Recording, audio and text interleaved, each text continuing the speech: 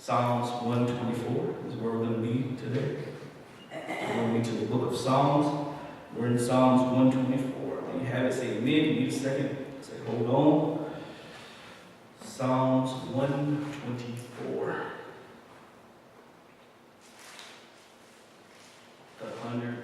Some people say the 124 divisions of Psalms. That's not right.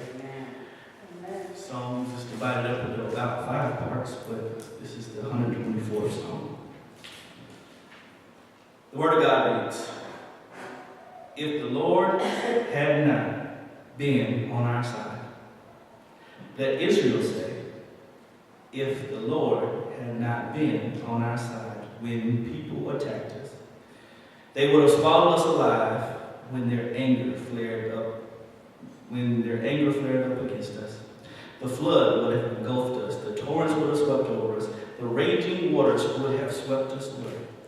Praise be to the Lord, who has not let us be torn by their teeth. We have escaped like a bird from the fowler's snare. The snare has been broken, and we have escaped. Our help is in the name of the Lord, the maker of heaven and earth." The word of God for the people of God. Praise be to God. Let us pray. God, our Father, we thank you for the opportunity to stand for your people and preach again. God, I need thee.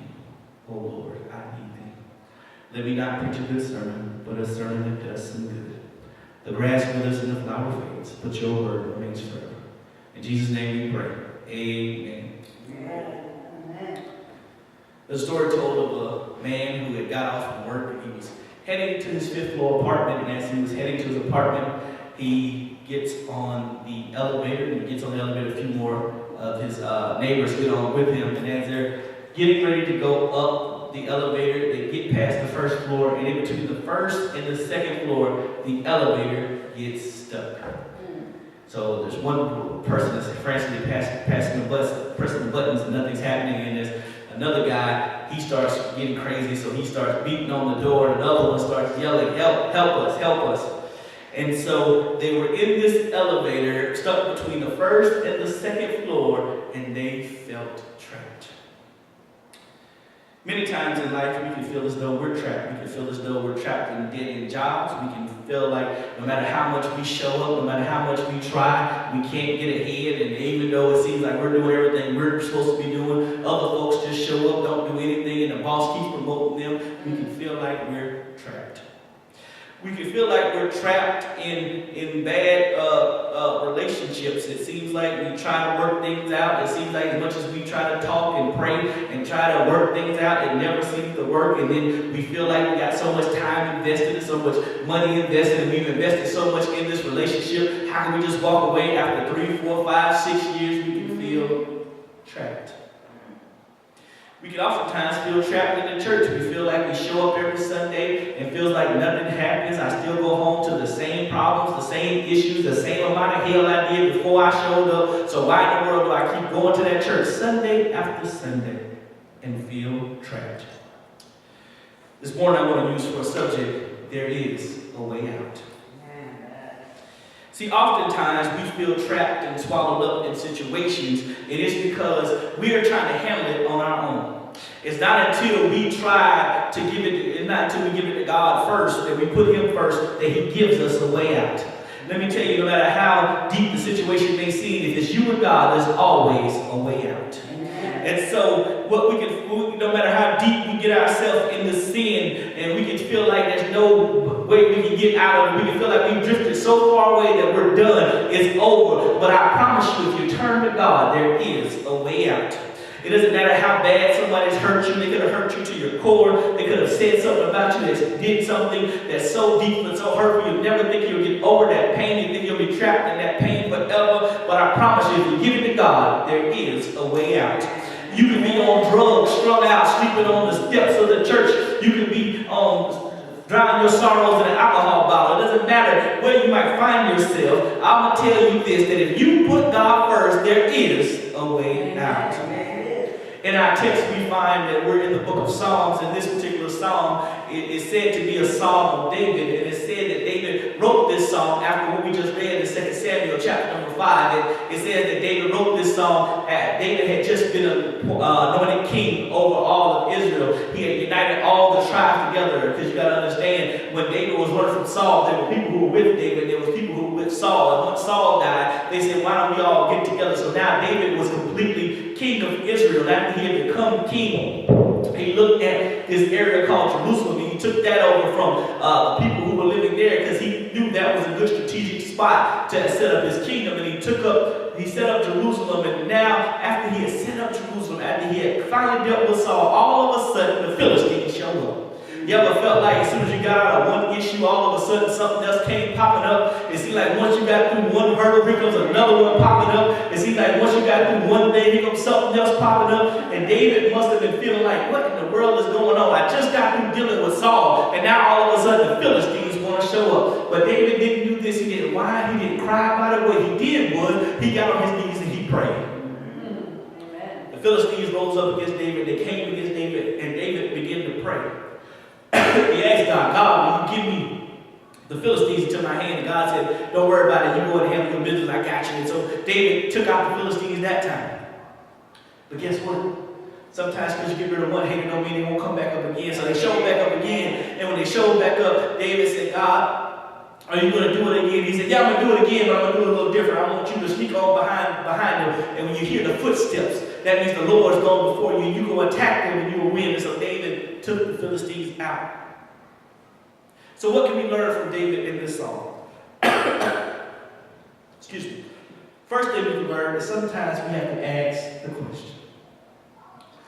David opens up this psalm with a question that's rhetorical in nature. He says, if the Lord had not been on our side. When you ask that question, what you're doing is you're reflecting about the possibilities of what would have happened if God didn't do what he said he was going to do.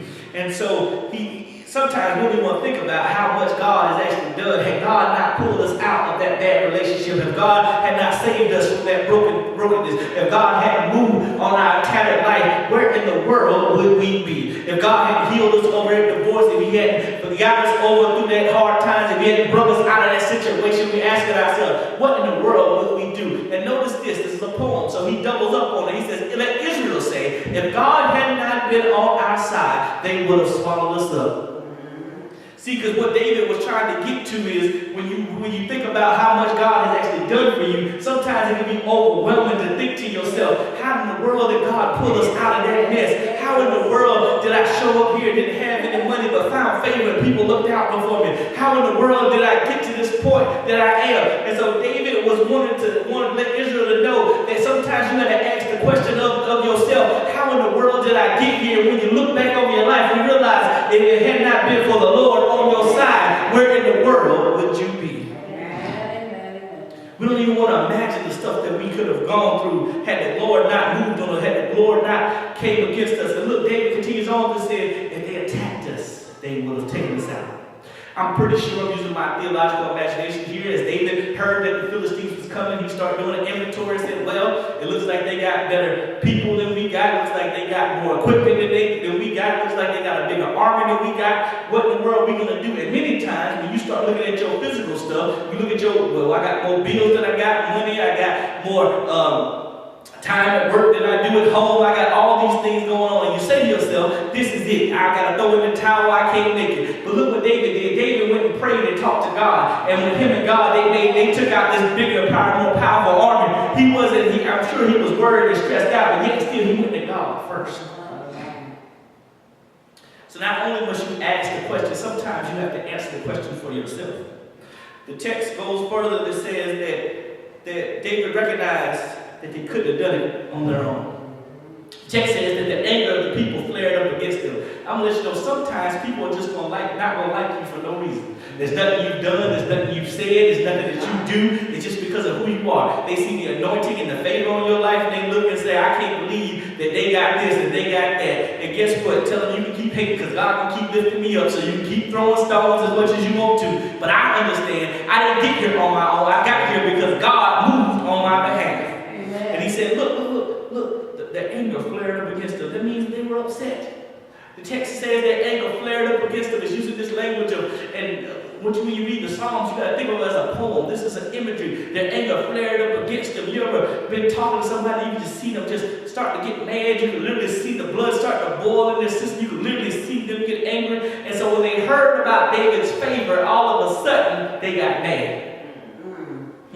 And we thought we was the only one who had haters. When they heard about how David was starting to come up, they heard about what David was doing, they went to go take him out. Oftentimes the enemy attacks you when you start to go to a new level. We get mad, we get frustrated, but every new level is a new devil. You got to deal with some more stuff as you get higher and higher. We all want the responsibility, we all want the position, but we don't want the responsibility. We want to be the king, but we got to understand sometimes the king gets shot at. The other king gets almost assassinated. You got to be willing to go through all of that if you want to be on top. And so David was looking at that and saying that their anger flared up against us. That also means that he didn't do anything wrong.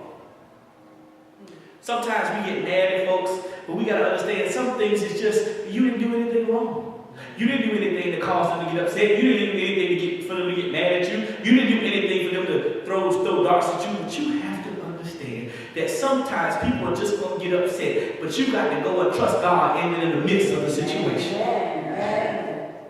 And so look at how the verbiage switches here. David goes from talking about fire and flame to start talking about water. He uses 3 examples of water. And then look at the examples. Because David understood, as most people understand, especially after Hurricane Florence, water is destructive. And so the first thing he says is this. He says that he uses 3 metaphors about his enemies, and he said they could have engulfed us.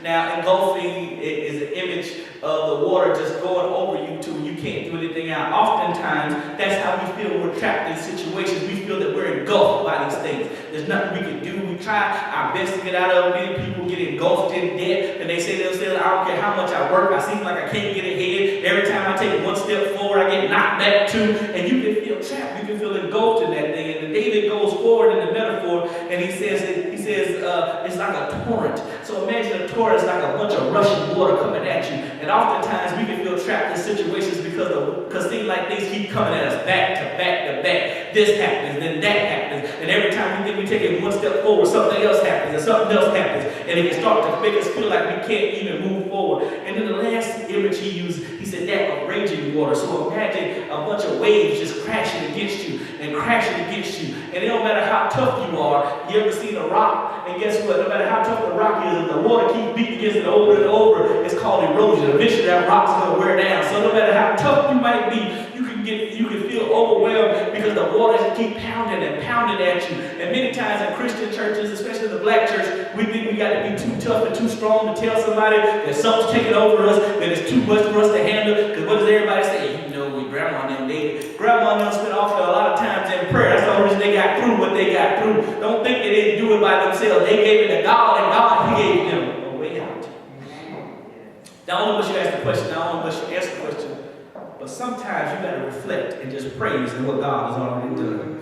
The text goes forward, and David understood that he was almost taken out. He understood that he didn't have the advantage. He understood that he was going to be messed up. But he continues on and says that we escaped like the fowlers, escaped the bird from the fowler's snare. Now, a fowler is a person who trapped birds. And in ancient Palestine, there were a lot of birds around, and some people kept them for food, and other of them kept them for pets. And so it was a good job to be a fowler. Your job was to go out and snatch things up. And so we can look at that and say, okay, that was a job. But oftentimes in the Bible, the imagery of a fowler, it goes to the devil. Because what the fowler would do is the fowler would study the birds and see how to catch them. If it was a bird that ran across the ground, he would find a spot to trap him in. If it was a bird that hung out in a tree, he would set up a snare in the tree to capture the bird. That's the same thing Satan does. Sometimes you just going along your way. He's already set some traps for you to try to snag you. And oftentimes he studies your patterns and know that you're going to be here at this time. So when you show up at your job, he makes sure that person that you don't like shows up the same time you do.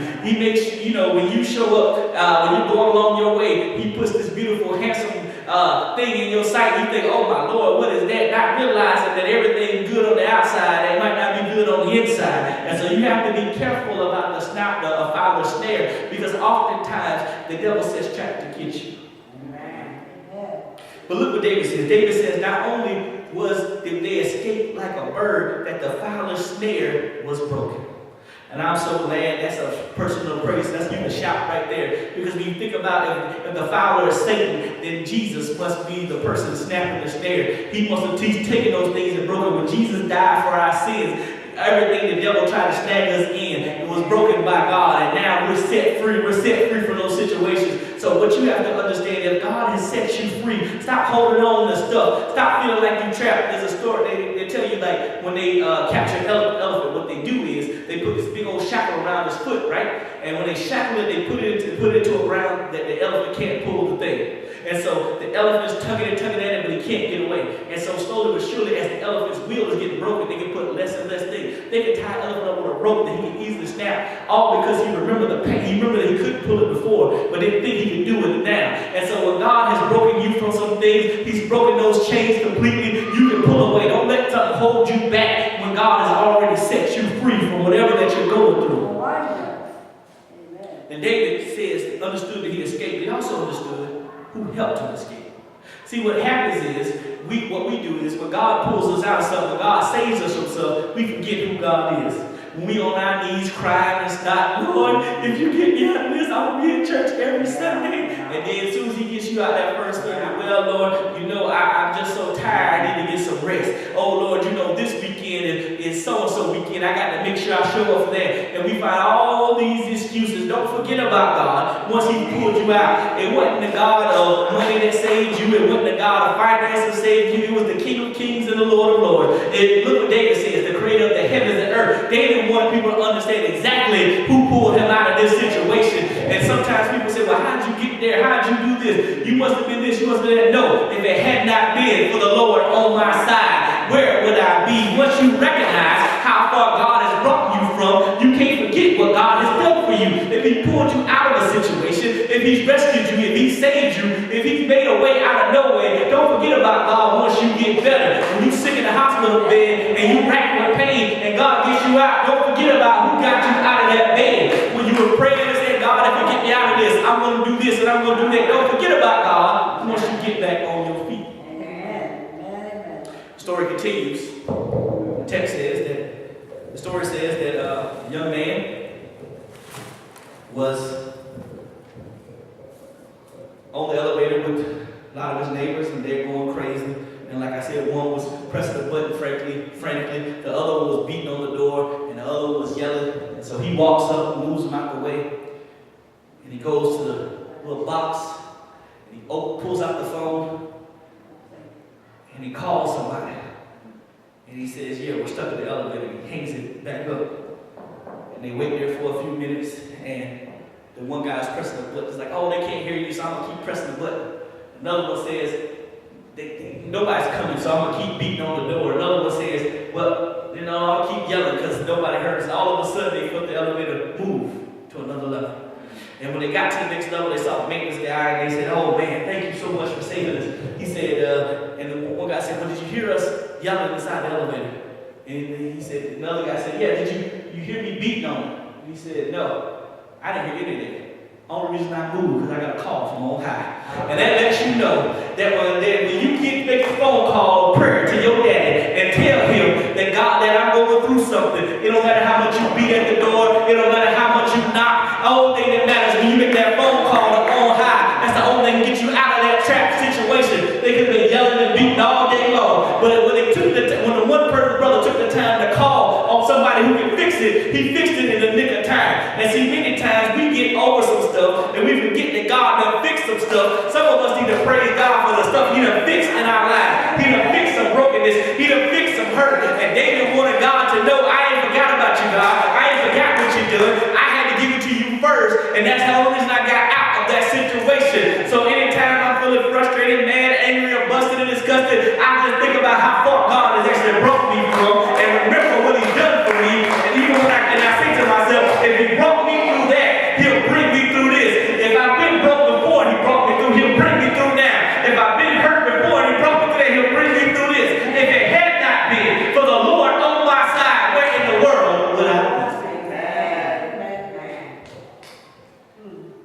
be? We oftentimes think that we did it ourselves. But you didn't pull yourself out of that situation.